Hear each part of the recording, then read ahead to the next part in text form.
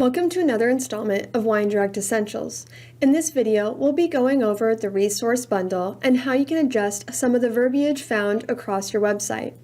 The resource bundle allows you to have more control over your website's messaging. At any point, you can edit the translation of any specified text and change how that word or button appears across your entire website. Let's take a look at my website for an example. Let's say you're wanting to adjust what the Edit Club button says. Instead of it saying Edit Club, you want it to say Customize Club.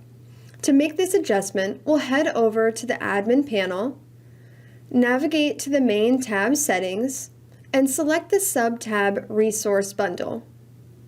We'll search the term Edit Club and select the correct element. We can then press the blue Edit button and adjust the translation for this element to Customize Club, and then press Save. We'll head back over to my website and refresh the page to see our adjustments. Let's head back over to the Admin panel again and take another look at the items found within the resource bundle. As we scroll down, you can see that some of the translations include auto-populating tags, such as this one with a label tag.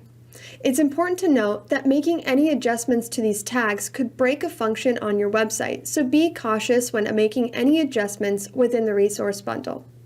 That's it for the resource bundle. We'll see you in the next video.